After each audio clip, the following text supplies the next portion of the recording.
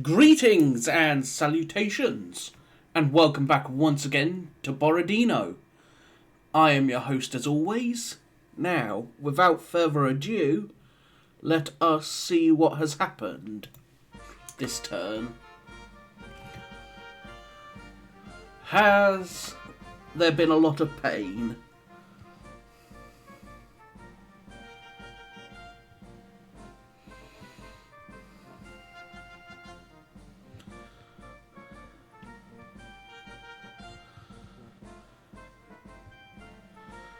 His cavalry is definitely being pesky.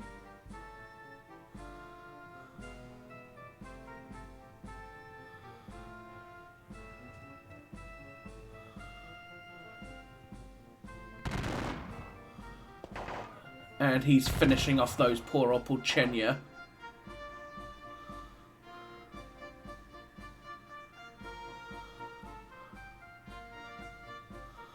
And there's a bunch of them marching this way. That's a lot of Poles marching round my side. Unfortunately for them,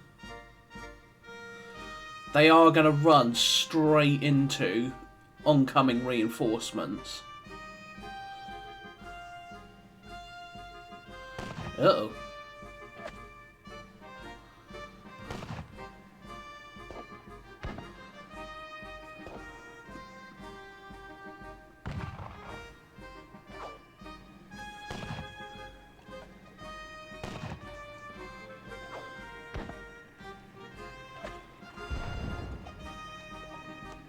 Oof.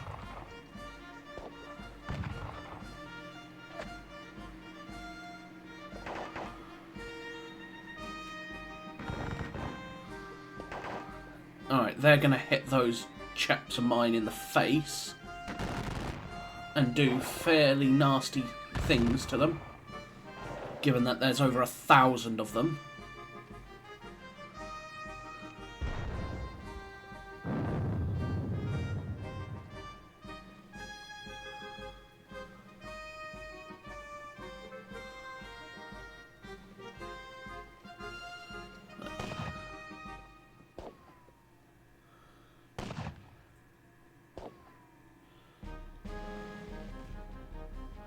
More guns coming up.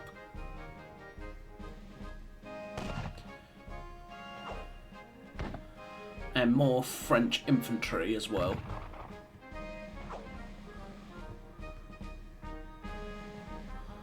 He is expanding the line and he's gonna find a gap, unfortunately. There is no two ways, he is going to find a gap. With the fact that Davout and Poniatowski are both here, and they are... Poniatowski not so much, but Davout is a big corps.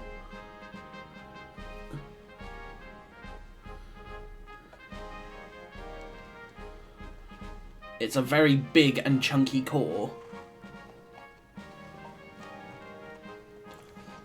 As you can see, there is a lot of troops. So I'm fighting...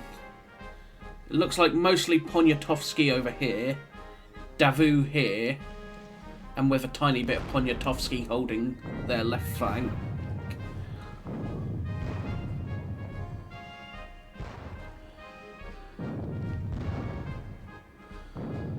As for the Grand Battery,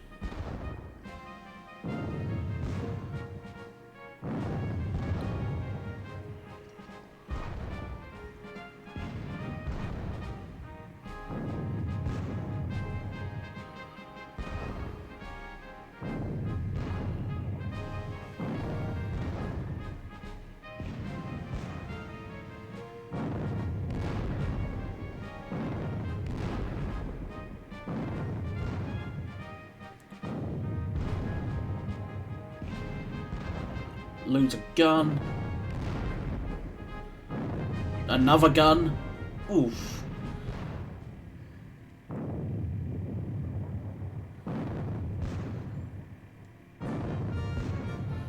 He's still chipping away at my guns very effectively.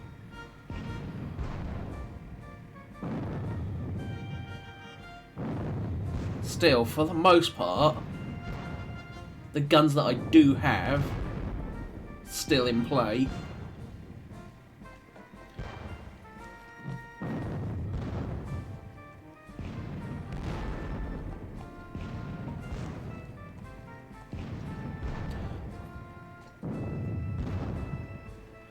So I've lost 3 guns so far.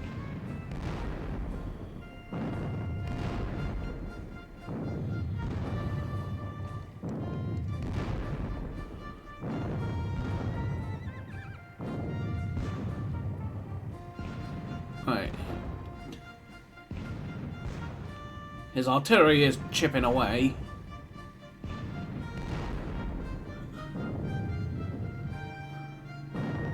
Six men there.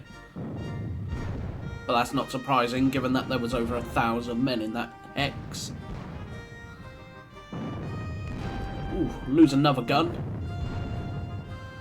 This time a horse gun.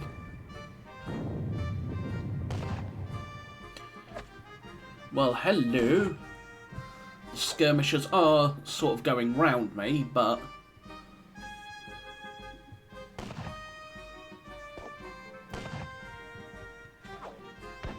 I'm not sure whether that's a good thing for them.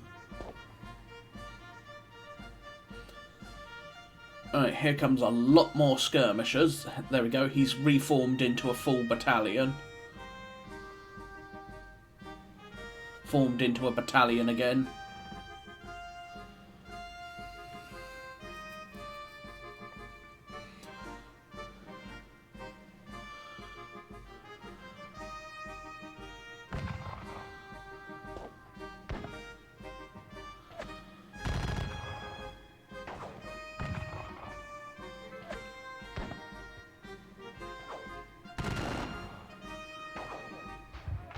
Drive me back once again. Drives back the skirmishers.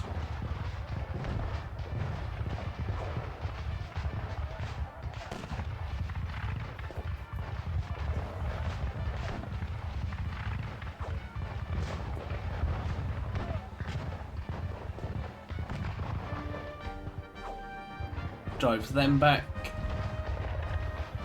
So he is definitely driving me back in places.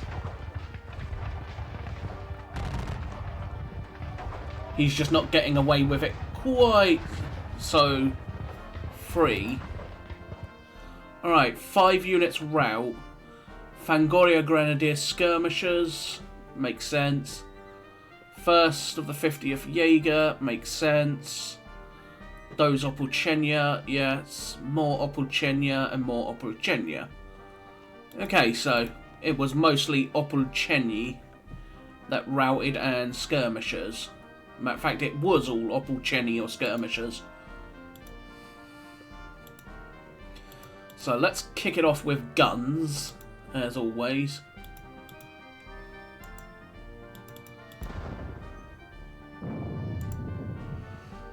We'll do my guns before anything else. Oh right, I cost him a gun.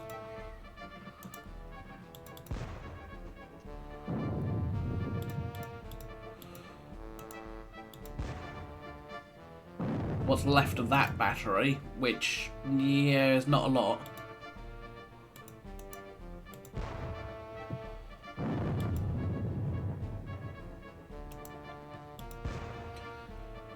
There is not a lot left of them.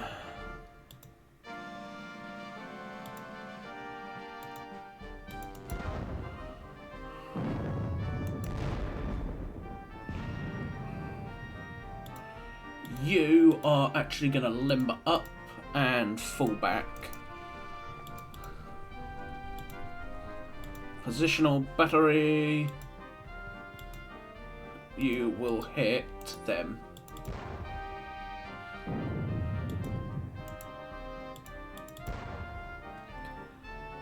There you go, another gun. We are at least chipping away at his guns as much as he's been chipping away at mine.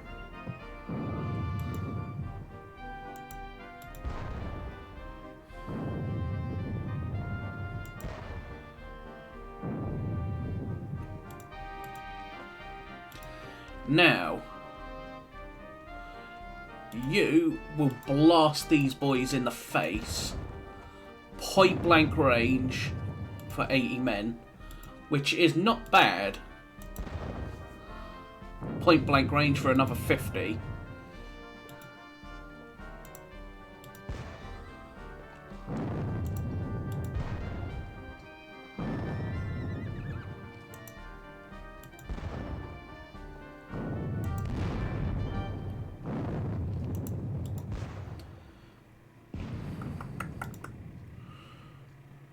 Shoot you.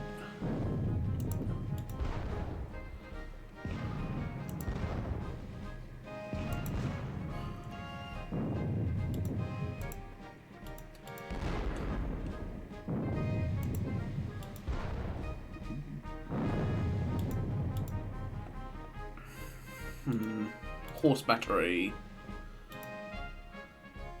You can see them.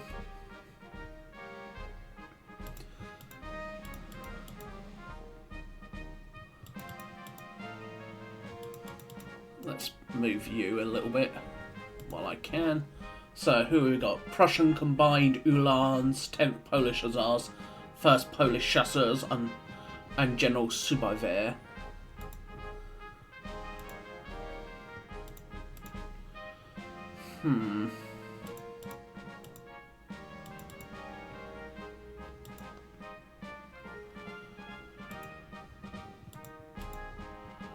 They're in square, they're not. The ground is not really that favourable for what I intend, but you can shoot at one of two things. The guns or some skirmishers. Well, I think we all know what the answer to that question's going to be. They're going to shoot at, unsurprisingly, the skirmishers.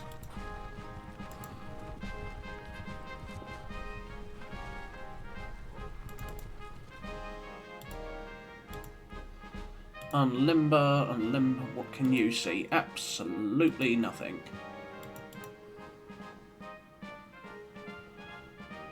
They will fall back and pour it into them.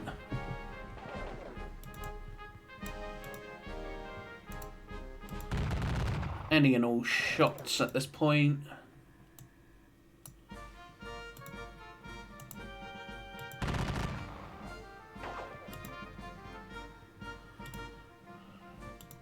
Still, my losses continue to mount, but then again, so does his.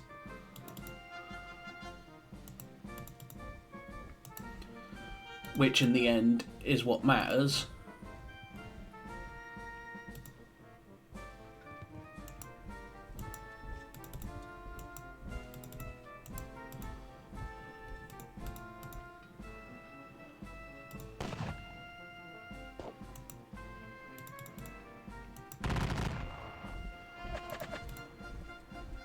You go there.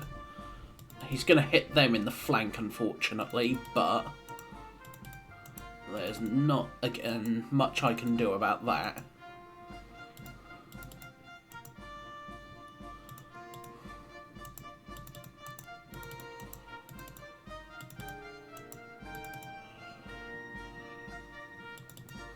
They are running, so they can keep running.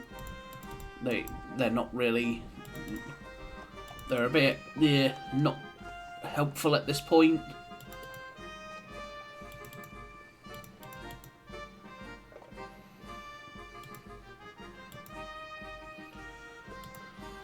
Now, what can I do? I've got choices to make here. Let me think. I hit them,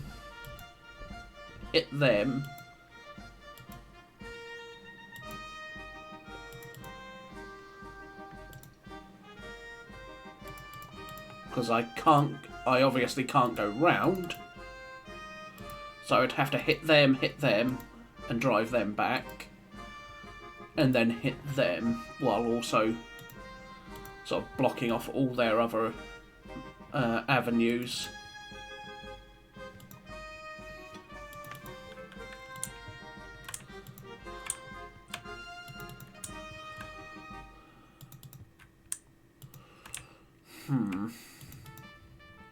For now, it's just a case of keep what we're up to for the most part. With regards to the Cossacks.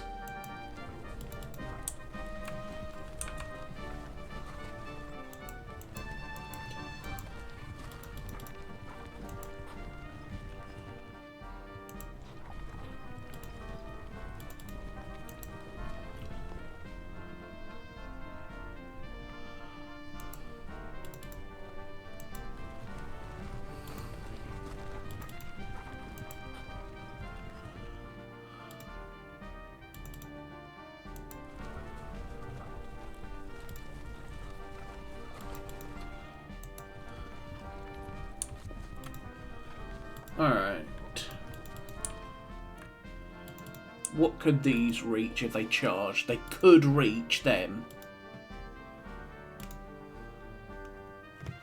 They are formed, yes, but they're in line. So the question is, could I unform them? Possibly?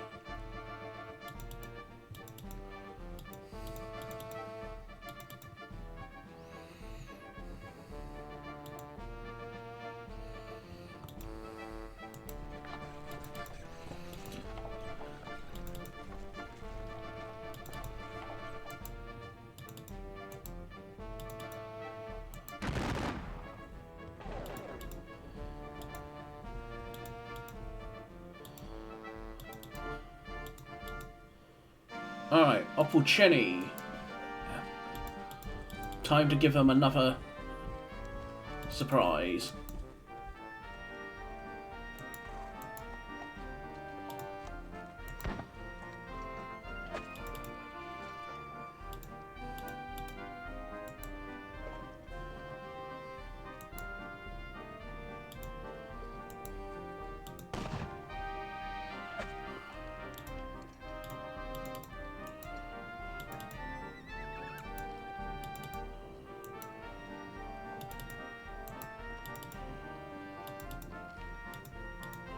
What can they see? Not a whole lot, but enough, potentially.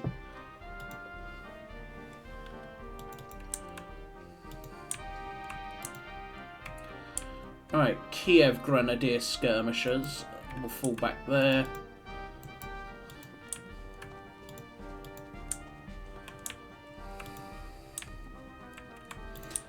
Now, what else have we got?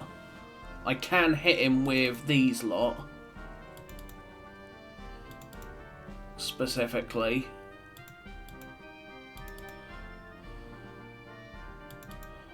I think it might be worth it. So let's think.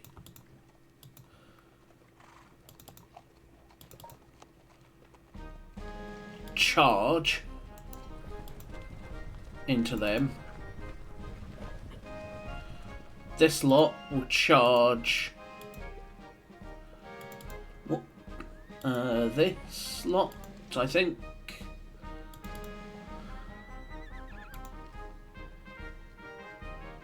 Oh, right, they've moved.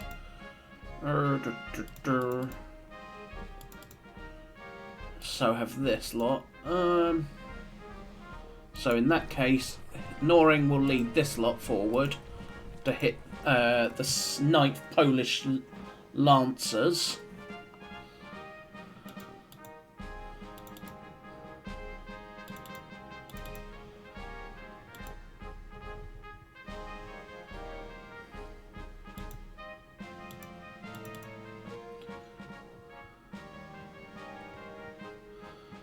You will go there.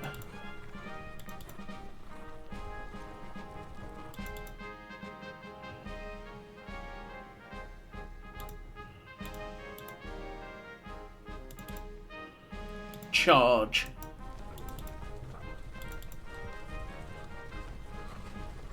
Denisov will go there. As I said, we are going to try and cause a bit of mayhem into his plans.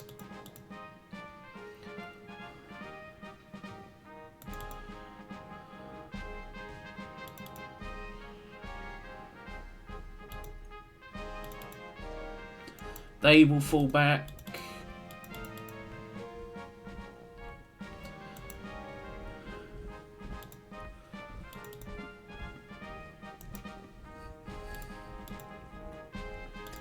And these boys will form up there. These skirmishers. The 19th is to break down into, well, skirmishers. And start spreading out.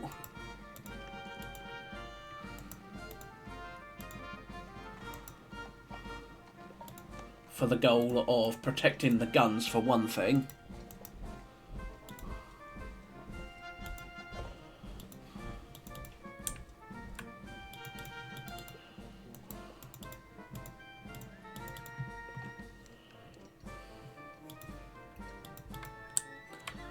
I will leave these militia down here as well. Light battery, you can fire. And you will fire at... what? We can fire at the cavalry or we could fire at the square. That's the question. You will fire at them. As will you. You will fire at the square, I think. You're going to fire at the square. And take a nice chunk out of the square. So. Back here. These troops will continue falling back. And giving way under the pressure from Davout, because Davout is keeping them under a lot of pressure. And then in the meantime, the militia are also to start falling back. And I will continue to bring up reinforcements. Specifically the troops that is...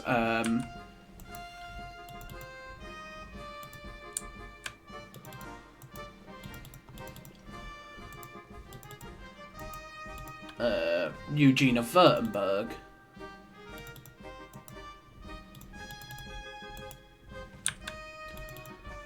So Eugene of Württemberg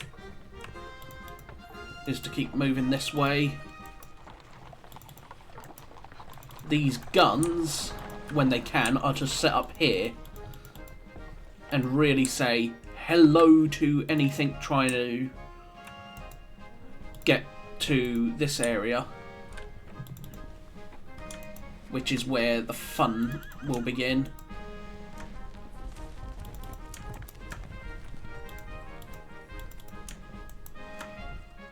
And then as for this cavalry, they are to head back to basically their original positions.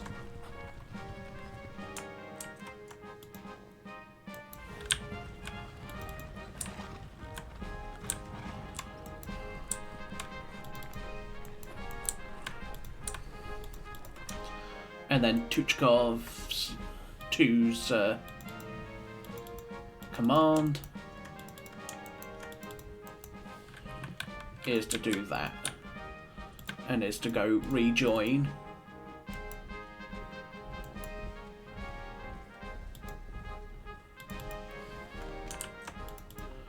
These are light, so I will detach them and send them out with skirmishers.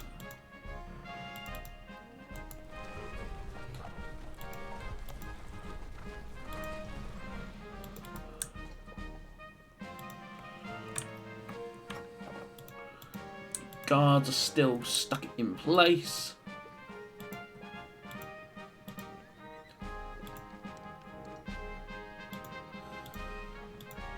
So he's got the Westphalian Guards and Westphalian Light Infantry there, fighting for Semenoskaya. I am determined to force these Gits back out of Semenoskaya. That is the big key thing here. They must be driven out of Semenoskaya. At least until tomorrow. Tomorrow they will be... The fighting for Semenoskaya will kick off again, but for now it's to be as it is.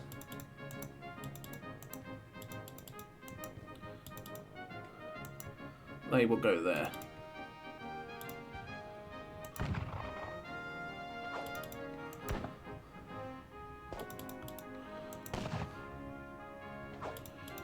Now, should, of course, Junot's Corps launch a stronger assault before morning, or before dark, before night darkness falls, we should still be in a, quote, fairly reasonable position and ready to respond.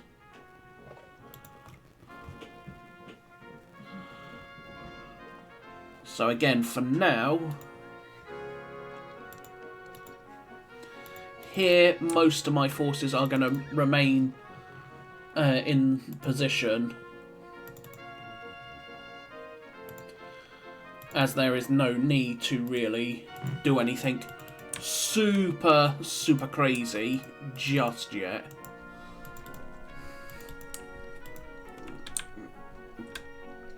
I have no doubt I am going to require the deployment of the Guard fairly quickly. However,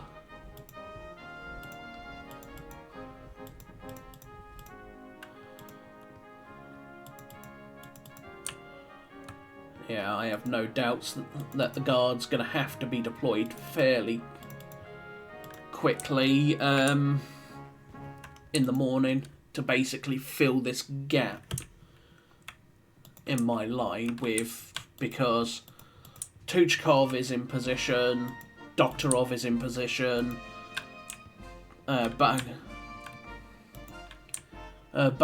is coming into position. Everyone is basically either committed or near committed. The only one who, quote, isn't truly committed into a battle is Tuchkov, but he's holding a line, so he is, for all intents and purposes, committed. Same with Raevsky. Raevsky hasn't really seen any fighting, but he's holding the redoubt and has Vasilikov's division in position to assist. So if he attacks this way, Vasilikov and Raevsky can respond. So the only, quote, big reserve left that I have is the Guard. Let's force you to come this way more. I can afford to move Osterman Tolstoy further back at this point because, well, yep, you're now, there's Uvarov, you're in effective command of Uvarov, you're in effective command of Doktorov, which is going to help, and you are in effective command of Bhagavat, so, well, near enough anyway, because Bhagavat's not actually, quote, on the field yet. You can go that way, and that way with what's left of you lot.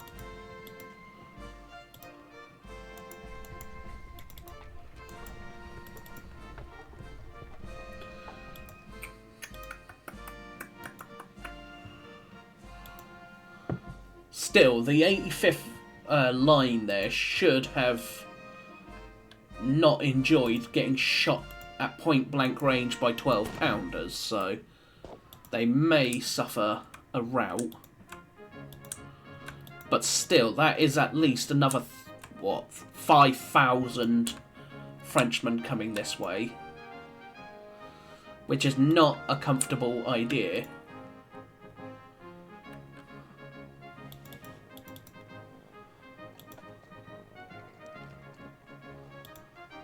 Well, let's have a look-see. What can he actually see? Not a grand amount, all things considered. So if I move up the Elizabethgrad Hussars, he's seen them. Oh well.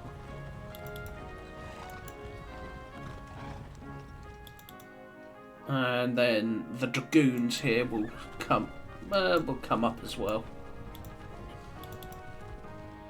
And basically I'm going to use the 40th Jaegers to basically hold my flank in while Eugene of Württemberg comes up to take its place. Next turn, the guns should start letting rip into all this French here. You can just see how nasty it's been, all in all. This is probably the bloodiest point on the battlefield. And considering the fighting started over here,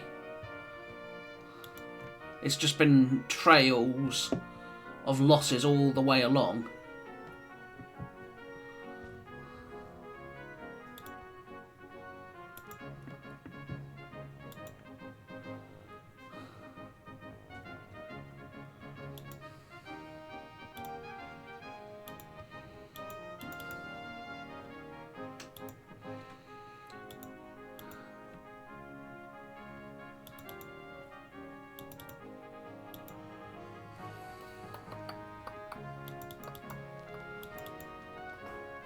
That will be able to get through there. So let's commit them there and form a line. So they're not going to get at the guns. So that's the one thing. Still, until I can commit something substantial into that position, which will be the guard, which again doesn't release for it releases next turn, so I don't really want to commit it though this early. Why commit your guard if you don't need to? I suppose I could be persuaded to commit this lot. The first Combined Grenadier Division.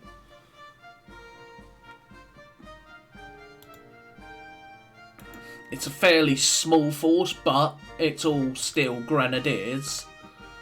It's still about 2,100 men, considering it's also got the Guards Marine Equipment Battalion. So yeah, 2,100 men is not an insignificant amount, but one thing for sure that is being committed is more artillery to the fight. No matter what, I'm committing some of the artillery reserve. Maybe even all of it, because something tells me it's needed.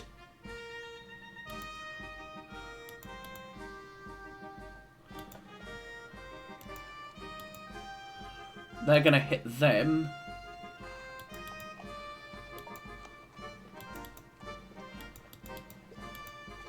Still, what have I lost? 6,600 horse. Still, for now,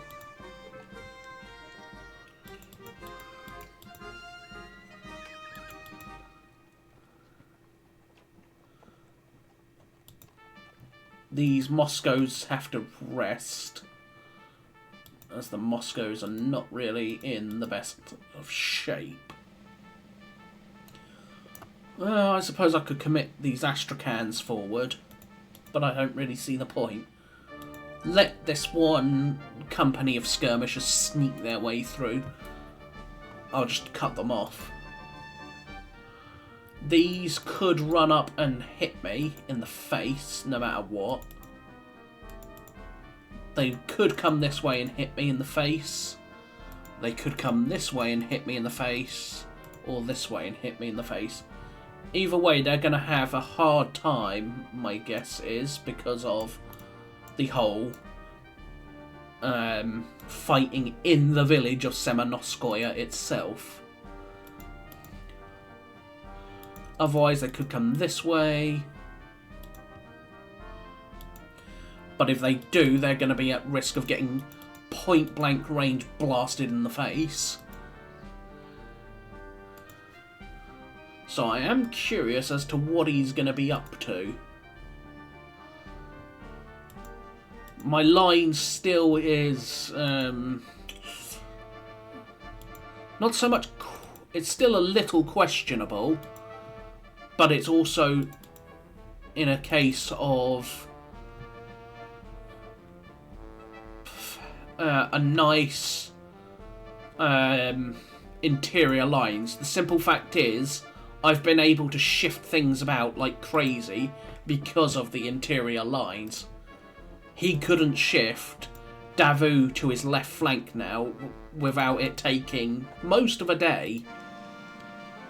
I can quickly shift the guard, for example, to wherever I damn well please. I could easily shift my guard down here to assist, over here to Semenoskoye, or Borodino, or even more radical towards the far right and the Moskova River. But I don't intend to do that, of course, but I could. I very much could. So, in the meantime, do the usual skirmish plinking.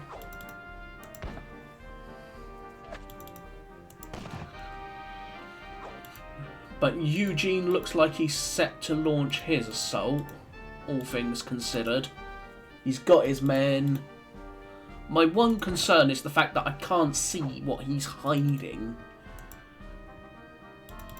So, for example, I don't know where Murat is. I don't know where Murat is. I don't know where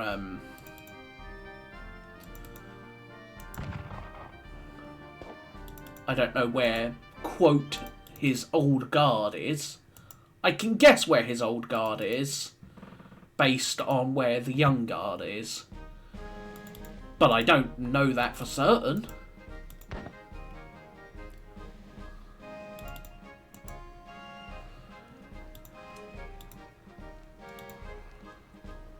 So, for example, we know that the old guard cavalry, well, the guard cavalry is here. The Young Guard is here. There's Vistula Legion here, which is part of the Young Guard in the organisation. We got the Guard guns around here. So the Guard are probably around here, around Shevardino.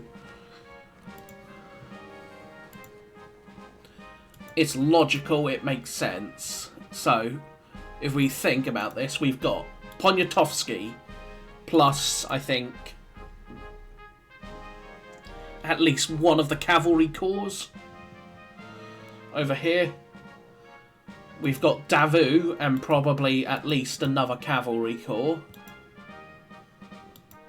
around here. We've then got what I suspect is a gap in his line, because he doesn't really need to fill it, because it's not likely I'm going to do anything radical.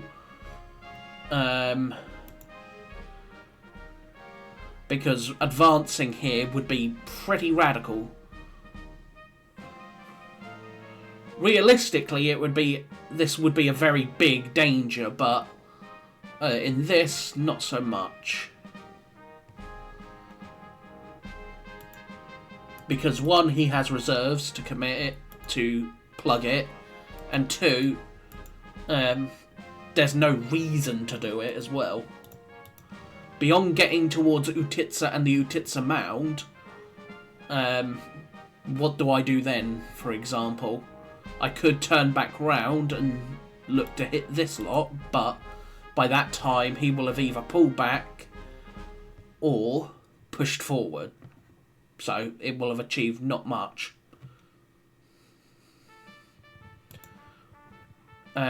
So we got, as I was saying, Poniatowski and at least one cavalry corps, Davout and at least a cavalry corps. I suspect the Guard in general is here, plus Junot's 8th Corps. Is it the 8th Corps? Well, Junot's Corps, the Westphalian Corps. Then we got Ney, and then we've got Eugene up here. Prince Eugene up here, which... Well, not Prince Eugene, it's just Eugene, isn't it? So yeah, Eugene... So we have Eugene up here, Ney... Yeah, that would tally. As for where... I know he has at least one cavalry corps up here. So, there's that. I suspect he'll have at least another one here. Another one around here. And then another one around here. But that is all supposition beyond the ones that I actually know are where. So, I know Davout's down here. I know Poniatowski's down here. I know Eugene's up here because I saw Italians. And who commands the Italians? Well, Eugene does. Okay, I don't actually see Italians at the moment beyond Italian guns, but I know the Italians are there. The Württembergers are here, and I know Württembergers are part of Ney's Corps. I know that all the Westphalians, for example, are Junot's Corps.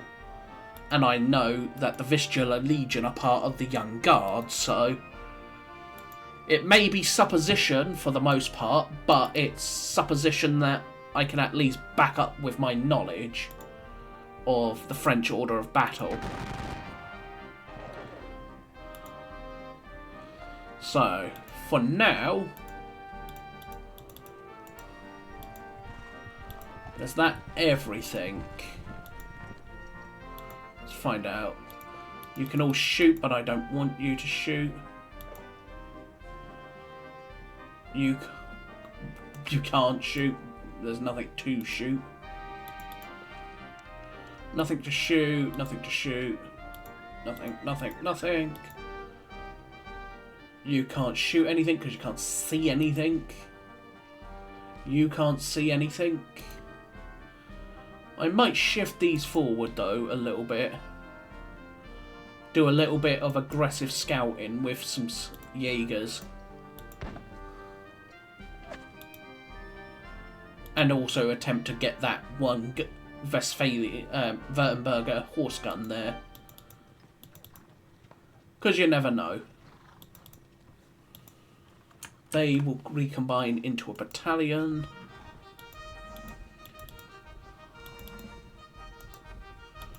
We will fall back ever so slightly with this lot. Just so we have a bit more... Just a bit more range from all this.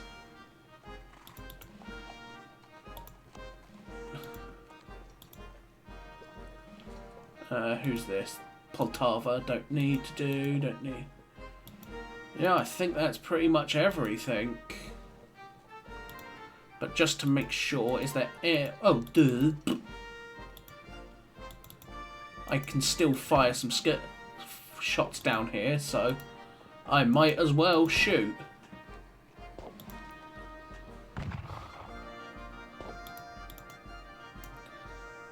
If you can shoot, why not shoot?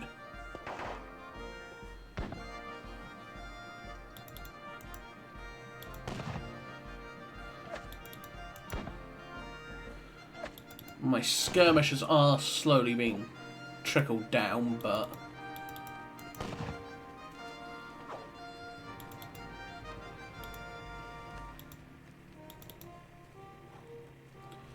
you can't see anything, so no shot for you.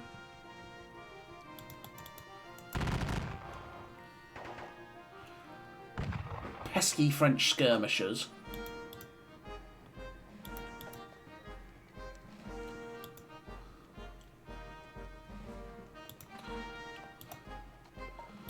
You know what? Throw the Opolchenia forward. They're not going to win any fight, but they are there to stop them just sneaking round the side. But also give them a boo, essentially. Because angry men with pikes coming at you. So again...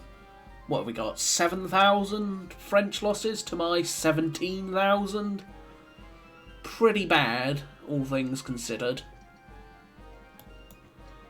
So let's push on.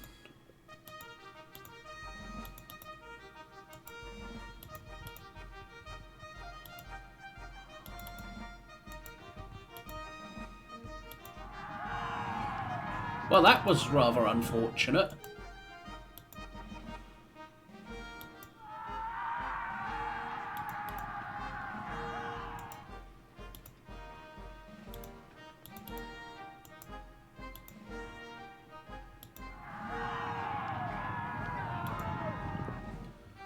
So yes, the first and second chasseur. No prediction. Oof. That was unfortunate, but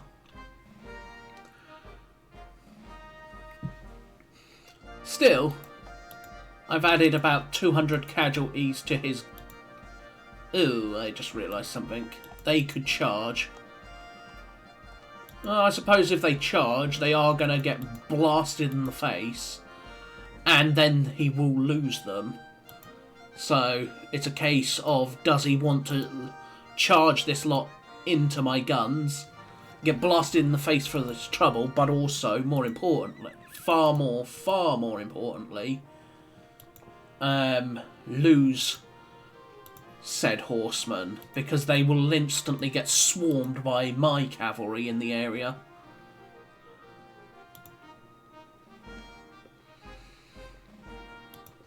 That's the question, isn't it?